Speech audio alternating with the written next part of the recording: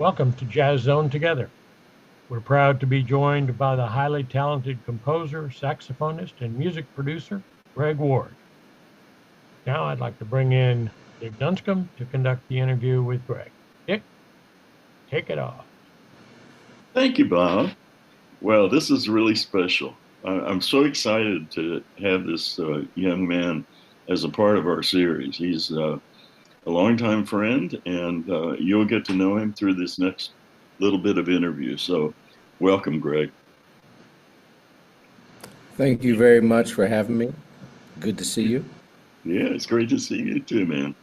Um, let's start by talking about how you got involved in music and give us a little bit of a timeline about that up until you became, in college.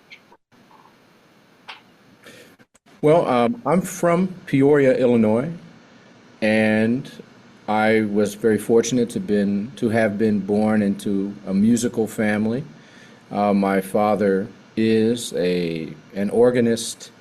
He plays a Hammond B3 and mostly a gospel musician playing in the African American church. And so between him and my uncle, I came up in that tradition, starting at a very young age of 3, by being in the family singing group with my cousins. So I recall, spending many days in the basement with my cousins and my uncle, sort of being forced to learn various songs where we go sing as a family for different church functions or community events. So that's sort of how music was introduced to me. And then, of course, through attending those church services, the church we grew up in used to have 3 a week. So we were there quite a bit, and music was such a heavy component in that church. So I was always around music, either through that outlet or also with, my dad having rehearsals and also recording music and things like that. So it was always present and something that I wanted to be a part of, more a part of eventually. Now, one thing, my dad, before playing organ, he also played saxophone. And I hear that he was quite the talented saxophone player in his day. And he had a saxophone. So this is maybe a little nugget I haven't talked about much, but my parents would make me be in musicals from time to time. And one of the musicals they had me do was, The Music Man. And and that I was one of the kids in the band, and so my dad gave me his saxophone to use as a prop. And so he got me a reed as well, and he didn't really show me even how to hold it. He took it out of the closet, he played a couple notes, and then he gave it to me. And I just remember taking it down to the basement of the house and trying to figure out, how to make sounds on this instrument. So that was my first contact with the saxophone. Maybe that was when I was in 3rd grade or something. And in public school settings at that time, and maybe it's still the same, orchestra is offered first, right? So in 4th grade, I got the opportunity to study violin along with my violin teacher, Margaret Reef Glasscock. I'm still in touch with her to this day. And also, so I played violin, and then in 5th grade, band was offered, and I had the opportunity to play saxophone since we had one. I decided to do that, and participated in as much music as I could from that point on. And eventually in the 6th grade, joining jazz band. And then probably around the time when I was right before 8th grade, I came into contact with, people in my community, John Hardesty was my band director, and he had a band that was playing around town with his father, Bill Hardesty and the Holiday Brass. But also Mary Jo Pappage was somebody that I started to see and run into around the Peoria community as somebody who was really doing some exciting things in music. And then from her, I would connect with other people my age, like Doug Stone, great saxophonist and educator who's now down at LSU in Baton Rouge. And then I found out who his teacher was. It was a guy named Larry Harms, and sought him out so I could start taking lessons with him. And that really kind of catapulted me, you know, through being exposed to such a great teacher, finally getting some direction on what I should be listening to, discovering Charlie Parker, you know, those things kind of really opened my eyes to a path that I wanted to pursue at a very young age. So I remember being 11 and hearing Charlie Parker for the first time and being like, okay, I'm going to do this forever, you know. So, you know, I furthered that and tried to participate in all the band events. I was in the Peoria Jazz All-Stars under the direction of Mary Jo Papage. I was in my jazz band. I started taking trips to Chicago. And, you know, I had friends like Maurice Brown who would just pick me up from the airport when I would take the Peoria Charter coach up to Chicago, and we'd play in all the nightclubs all night long, like at the age of 15 years old. So I'd be on the south side of Chicago hanging out with Vaughn Freeman and Mike Alamana and all the people who, you know, were, you know, legends of the Chicago jazz scene from a very young age, and connected with a lot of other younger players my age that really encouraged me, because in Peoria, maybe there's a few other people who were excited, but going to Chicago where there was hundreds of people like me who were just, you know, kind of set down a path, that was very encouraging. So, and then eventually I ended up going to Northern Illinois University with, you know, under Ron Carter, and I studied with saxophone with Steve Duke. The great mentors there were Fareed Haq and Willie Pickens, Marlene Rosenberg, Joey Sellers, Tom Garling, and others. So, you know, so that sort of takes you up to college, but, you know, kind of briefly. Wow, what a path, Greg. That's terrific. I just want to mention one thing before we go on. Mary Jo Papage, dear friend of mine, I began to hear about you before I began to listen to you. She was just so enthused about you and so intent on helping you get started in your career. And this is a program that we're on now that a lot of band directors watch and a lot of aspiring musicians watch. So let's talk for just a minute about that kind of a mentor and what that meant or means to a young musician. Well, in Peoria, Mary Jo Papage at that time was, you know, almost like just a legendary figure. You know, like before I even met her, I would hear whispers of this person doing incredible things in our community. And then my first remember seeing her bring the Woodruff High School band. I think it was the Woodruff High School band at the time. I think she brought it to my grade school. I went to Von Steuben, and just being like, you know, kind of amazed at what this band was doing, you know, and wanting to be a part of something like that, and then hoping that our paths would cross, you know, eventually. And they would, you know. When I was in high school, I went to Woodruff as well. She had already moved on, and I think she was probably not the superintendent, or the coordinator of the fine arts for the whole district in Peoria at that time. But she ran the Peoria Jazz All-Stars. And so I auditioned and was accepted into that band when I was a freshman.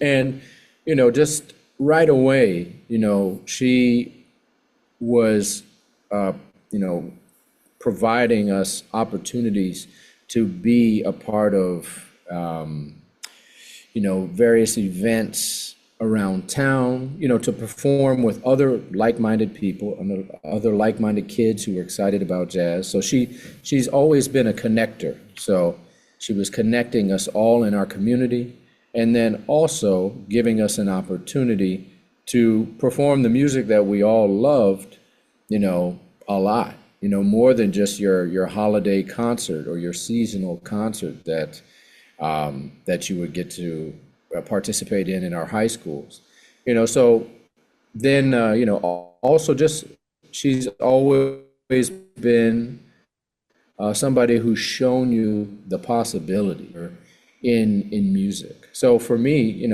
I remember that she took us down, our first interactions, she took us down to, I believe it was the Peach Bowl, and there was a jazz, a competition where we would be adjudicated by some judges, and that was such a wonderful experience to get to go down and to another state, which is probably something I hadn't done at that time, and to perform and sort of compete, and I actually ended up winning the outstanding jazz soloist for the entire event. We didn't even know it was a possibility, but it was something that was like, oh wow, like look at what's possible, and then so many things after that. She took us to Europe. We went and played at the Montreux Jazz Fest. We played at the Umbria Jazz Fest. We went and opened for Dr. Billy Taylor at the University of Louisville Jazz Festival. I'm trying to think, just so many trips, just to show us like what a life in music could be if we worked really hard. So she's always been somebody who's, connected people, right? Always been somebody who's kind of shown possibilities, to students and to other people, and just a wonderful guide, and an advocate for you. Like, I know that she fought for me to get a lot of opportunities and really changed my life. So, forever grateful to the things that she invested in my life and many others. There's so many of us who have benefited from being in her presence. So that's terrific, and thank you for sharing all that. And by the way, I think at the Montreux Festival, that was the first time I heard you play. So, okay. You have come a long way from there, having been just named the outstanding upcoming alto saxophonist in the prestigious Downbeat magazine. Wow, Greg, how does that react to you? It's always an honor to be recognized by, whether it's your peers. This happens to be a critics poll, so to be recognized by professionals in our field as doing something outstanding, of course, is an honor and encouraging to keep going down this path. So, it's great. Well, okay. So let's back up just a little bit and talk about your experience at Northern Illinois University. And the reason I want to do this is because, as I said, there's a lot of upcoming jazz musicians, younger musicians, and considering, taking advantage of being at a university, which I know is a very positive thing. So if you could describe a little bit of the time that you were there and maybe some of the people that you worked with. Sure. In Illinois at that time, and still, Northern had a reputation of always having a really amazing jazz program. I became aware of them when, Ron Modell was still directing the program and directing the big band. And again, through Mary Jo Pappage, a lot of times the band would come through Peoria and play, and we'd get to interact with the students as well as Ron Modell. And then when Ron Carter took over, I developed a relationship with him as well.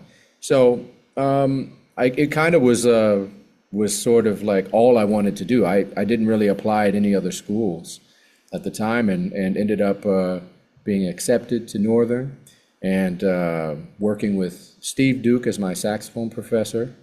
In my freshman year, I connected with the trombone professor there at the time, and he wasn't the composition teacher, but he is an incredible composer named Joey Sellers.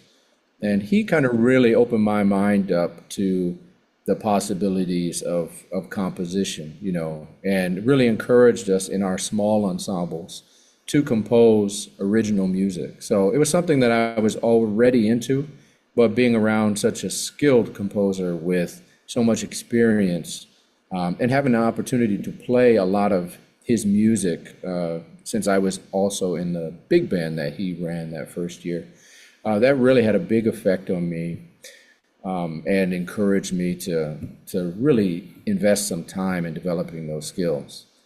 When being around a larger than life figure like Ron Carter was really incredible.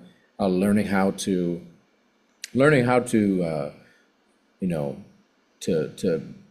to be in a big band, to interpret music as a group, and to play lead alto in a way, that I don't know, just clearly, you know, shares what my interpretation is of the music with the rest of the saxophone section is something that he really helped, sort of develop a method for. And so, I mean, that was really special. I mean, everybody there, was really great to work with. I worked a lot with Fareed Haq, and then a little bit with Marlene Rosenberg, and also with Willie Pickens. And Art Davis, great trumpeter Art Davis, So it was a wonderful program near Chicago, just a little over an hour away, which is one of the really big benefits. And I had a car, so I was in Chicago playing probably 4 to 6 nights a week, and sort of really investing in my career after school, while I was in school. So, I was able to really put some things together for myself before actually moving full-time into Chicago once I graduated in 2004. So we'll talk a little bit later about your compositions, but let's go to Chicago. Okay. That's always been a hub of great music, jazz music, all different sorts of music. Share with us some of the most significant experiences that you had during your Chicago years. Okay. Well, it's I'll pick a few big ones for me. Well, before I moved to Chicago, I developed a relationship with the great saxophonist Fred Anderson, and who was also the owner of the Velvet Lounge, one of the most legendary clubs ever. And we became really good friends. And then eventually he, asked me to host the Tuesday night jam session. Or no, it was Wednesday night jam session at the Velvet. And I did that for a period of 4 years. And over those 4 years, you learn so much from having a steady gig, at that time I was using the same rhythm section. So just the opportunity to play week after week with the same people, developing a rapport, a way that you play, developing that secret language that only comes through hours and hours of playing together in a club that has so much history, that brings the community from all over the city of Chicago together, was something that was very important. A very important period in my life. And that also, it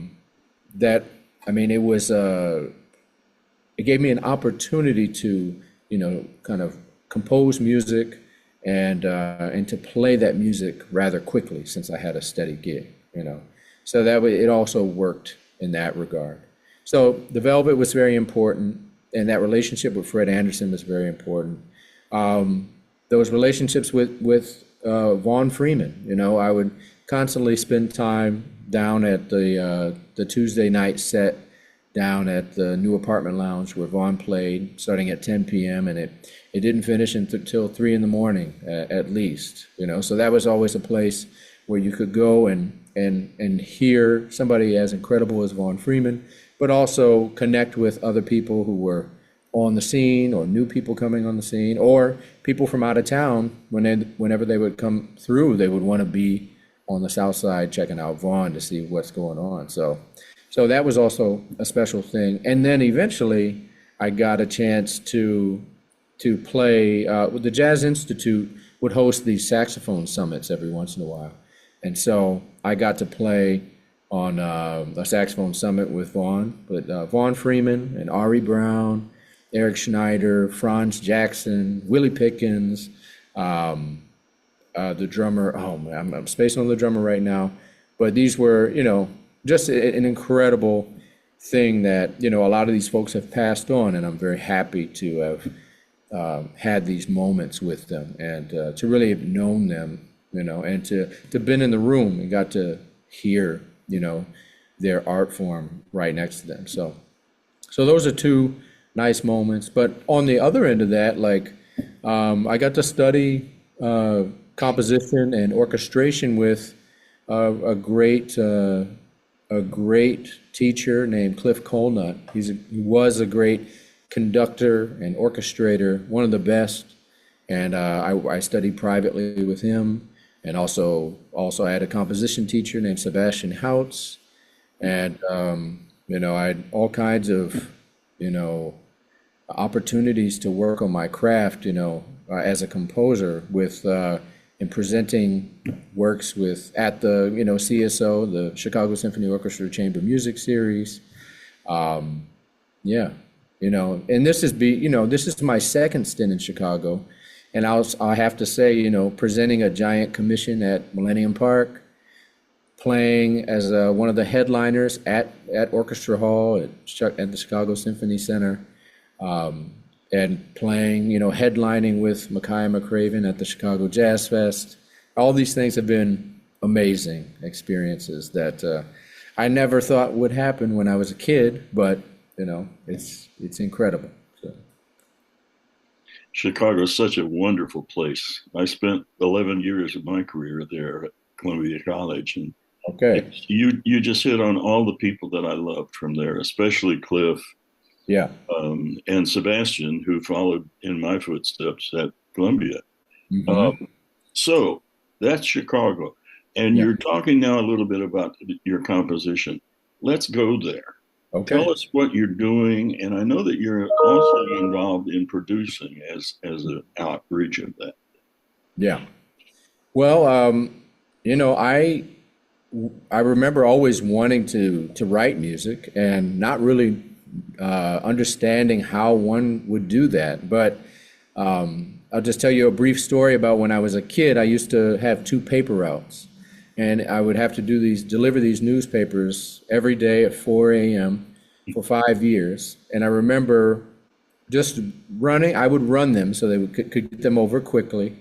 And then I remember like this tune started to really just sort of appear in my mind, and I couldn't get it out of my head. So I was like, oh, this is it, this is the moment, like something has struck me. And I remember singing the tune over and over, trying to remember it. And then when I got back home, I got my little Casio keyboard out and I wrote the song. And it was a rhythm changes that I called The Route. And that was my first composition, which was, it was sort of like the bug had bitten me. It was like, oh, wow, this is something I really want to do, And so I just began, trying to get better, learning how to play piano, how to play chords and starting to study other tunes by, reading through my fake book just to understand how harmony worked.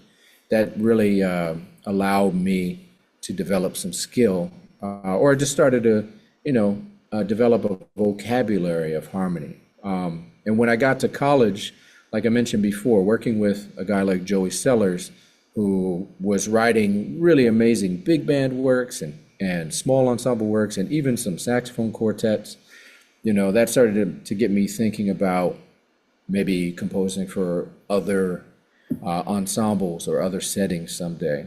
And I'll say the thing that really changed me was an opportunity I received from the Peoria Ballet Company.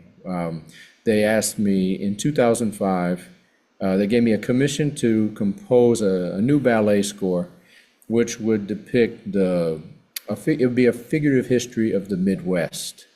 And so they wanted a 5-movement suite that would be about 40 minutes long.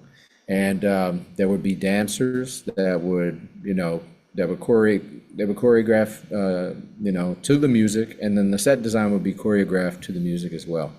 And so I had never thought of, doing anything like that, nor was I prepared. But when the opportunity was presented, I was like, oh yeah, I want to do that.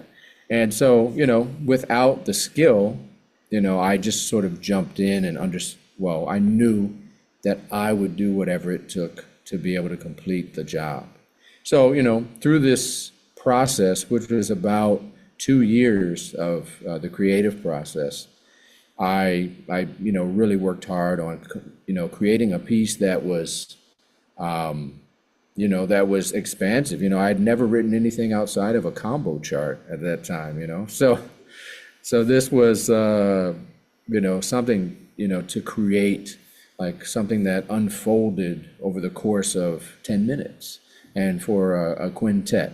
And so that piece really opened up my eyes to the idea of creating larger works, but also collaborating with others and with the hopes of finding common threads, commonalities between our different artistic mediums, and to, present something that's new, or unique. So that was the beginning of the sort of like me seeing like the broader horizon. And then I would just look for other opportunities like that, like follow my curiosity around. And, I composed some pieces that were performed as a part of the International Contemporary Ensembles Ice Fest that they used to have in Chicago. I mentioned I did a quartet for the Chamber Music Series, the CSO Chamber Music Series. That was a quartet for cello, guitar, percussion, and saxophone. And then, things just kept getting more expansive. My first group in Chicago was a quintet, and then I had maybe a septet after that, and with different instrumentations. I had a vocalist and a bass clarinet, and then myself and rhythm section. So just trying to challenge myself to write for different settings, and eventually that would go towards the opportunity to compose for string orchestras. And one of my first commissions for string orchestra was a string orchestra, big band, and a DJ. And this is a piece I wrote called Adrenaline, And then after that, shortly after that, I got a commission from the Brazos Valley Symphony Orchestra for a concerto for jazz quartet and string orchestra.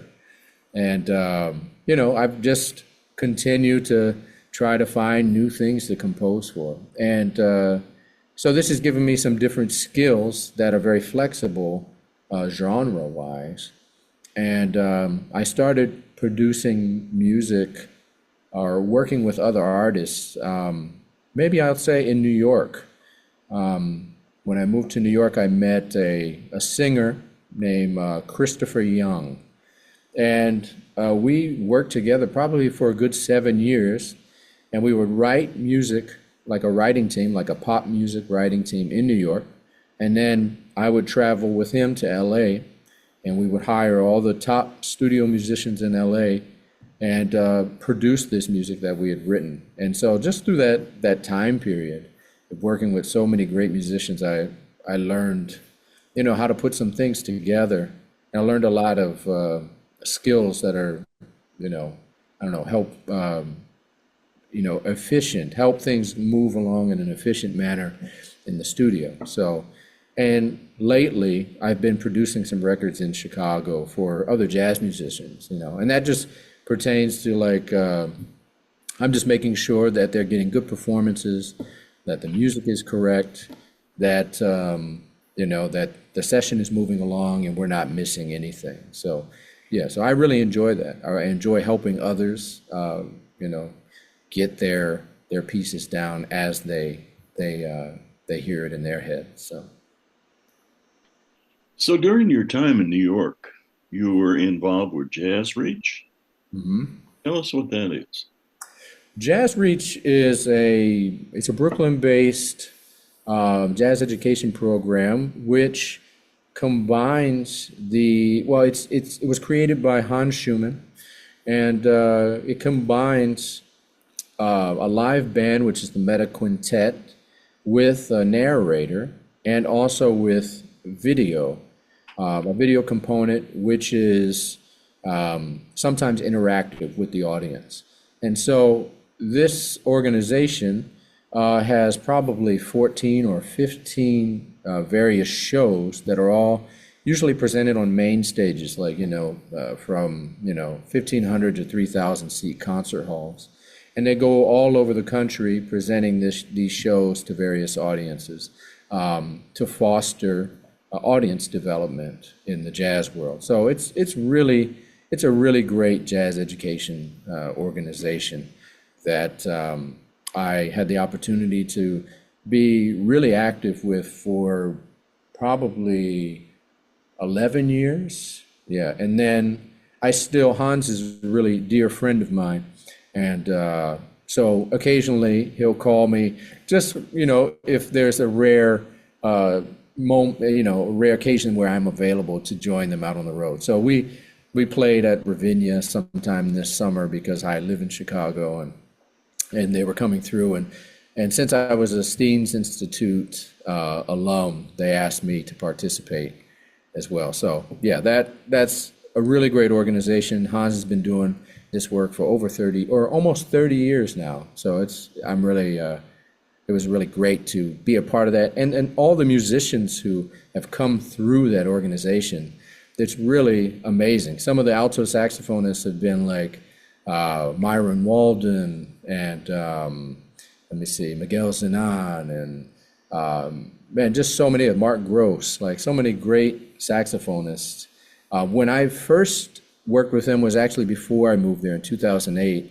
I got a call. They're like, "Hey, do you want to do this gig?" And it was in Champaign in Urbana at U of I, and I remember being very busy, but they told me that that Helen Sung was playing piano, and Dwayne Burno was playing bass, and Marcus Strickland was playing tenor, and Mike Rodriguez was on trumpet. And I was like, "I'm there. I'll be there." So it was really awesome, and an awesome group of musicians that is getting a chance to play for audiences that maybe have never heard jazz before. So it's great.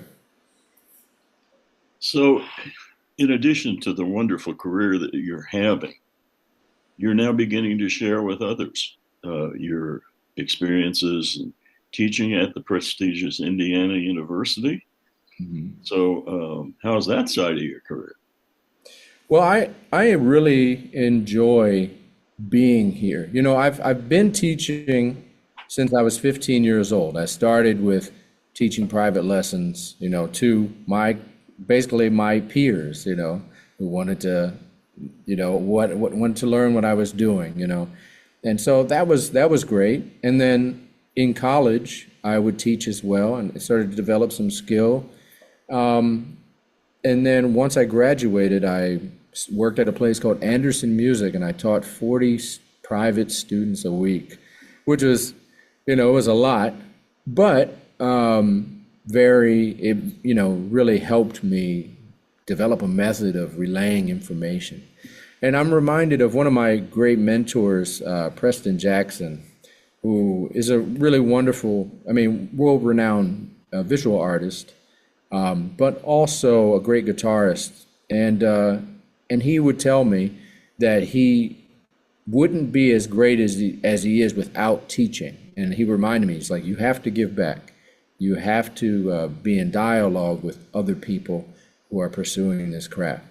And so that's something that has been important to me. And when this opportunity popped up to apply here at Indiana University, I jumped at it. At the time of my life, I was ready for something different. I remember I was in Taiwan when the opportunity popped up, and I was thinking to myself, I was working really hard, 14-hour days, thinking like, man, how long can I do this? And then right at that moment, I got a message about applying to, the Jacobs School of Music. So it's been really wonderful to work with these super excited young people here at the school, and the faculty is great. The school is really great and supportive. of our creative activities. And, I just really feel fortunate to be at a place like this, especially, having known David Baker and, the legacy that he left behind, by starting this program here.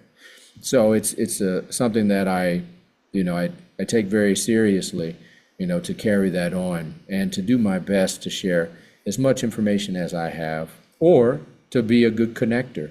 If I don't have the information, I will connect those people, these people with whoever they need to be in touch with. So it's great.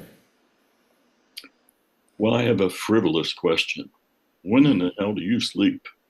You know, I I used to be really bad about that, and since I'm a little older now, I'm actually doing doing much better with the sleep. I used to be one of those people that slept 3 hours a night or something like that, but you can't do that, as you develop. So so I'm working on it, like learning how to shut down and just go to bed. Oh, Greg, I'm telling you, man. And to the people that are watching, if you haven't heard Greg play, which we haven't had a chance to do today, please do. This young man is an incredible player. He's an incredible teacher. You've heard what would be a dream career for anybody involved in jazz music. So, Greg, what's on your horizon? What's coming up?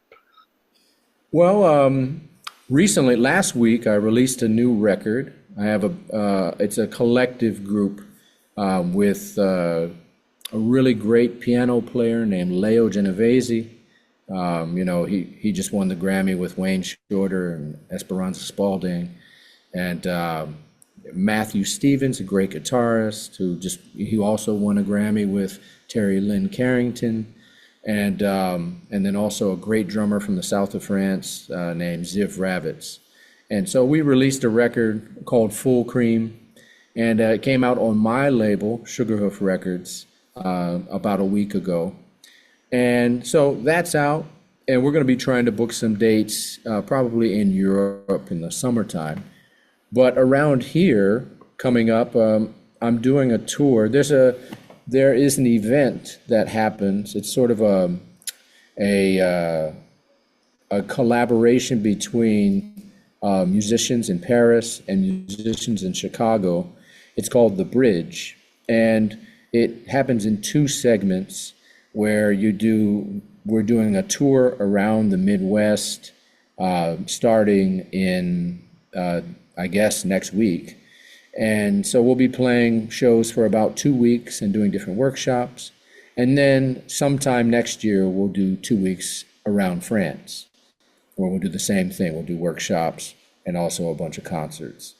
And so that's what's coming up. Also, at the end of the month or the beginning of next month, I'm playing a week at the Showcase with a quintet with under my name, December 3rd through the 8th or something like that, whenever that Thursday is. And yeah, I'm trying to think. Here at the school, I'll say we're bringing in Marquise Hill to be our guest artist starting on November 10th and 11th here. And we have a concert with the ensemble I run on the 11th. And, I'm sure there's plenty of other things coming up. I'll mention one thing. I think I'm supposed to be the artist in residence at the University of Graz sometime in the spring. And I'm also just trying to create a bunch of new music for whatever recording project I decide to take on next. So yeah, those are a few things. Not a bad few things to look forward to. This has been a terrific interview. And Greg, thank you so much for being with us. You have shared your life and your heart, and I will tell you, it comes out in your music playing too. It's just beautiful. Thank you, man. Thank you very much, Dick. I appreciate you for having this series, you and Bob, and just giving me the opportunity to come on here and talk with you. So thank you.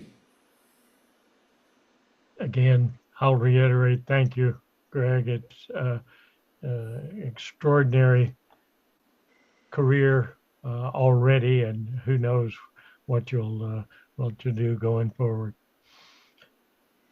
To our viewers, thanks for joining us for this Jazz Zone Together interview. Please check out our entire library of interviews. We know you'll find them of real value to your program. Watch for updates as we're adding new interviews regularly.